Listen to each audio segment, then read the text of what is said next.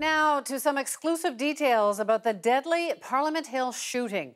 The reports this week revealed new information, but one person was missing, the woman who first alerted police to the attack. Evan Solomon, host of Power and Politics, found and talked to her, and he joins us now. So, Evan, tell us more about this woman. This woman's name is Kristel Peters.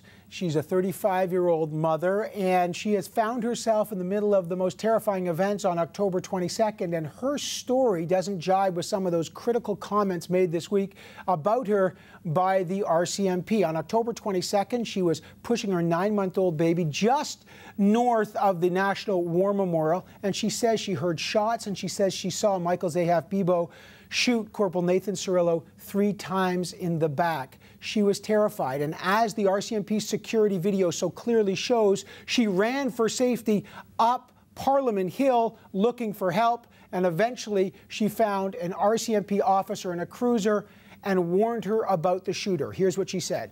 I was catching my breath, and I told her that there's a shooter out there. When the black limousine pulled up, she knew, or I don't know if she got the message, but she said right away, that's the shooter. She said, I have to go. I kind of felt a bit left there, out in the open, you know. And then the RCMP, as you say, they seem to blame her for slowing down the officer's response time.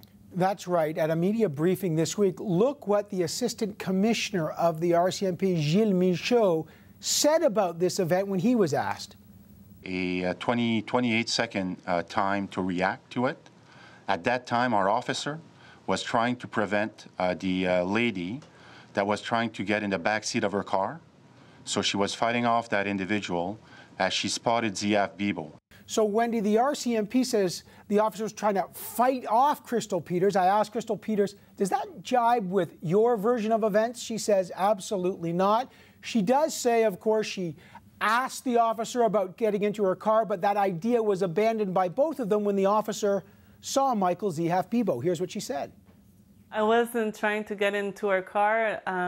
I wouldn't want to be in her car when she is going after him, for sure. I wanted to be as far away as possible. So why is her version of events so different? Well, it might not be that surprising. After all, the RCMP and the OPP never tried to speak and never spoke to Kristel Peters after October 22nd. In fact, the first time the RCMP ever heard from Kristel Peters was on Thursday when she called them after she spoke to the CBC. She said the RCMP told her, we wanted to speak to you, but we couldn't locate you. Wendy? Quite the story there, Evan. Thanks so much. Thanks, Wendy.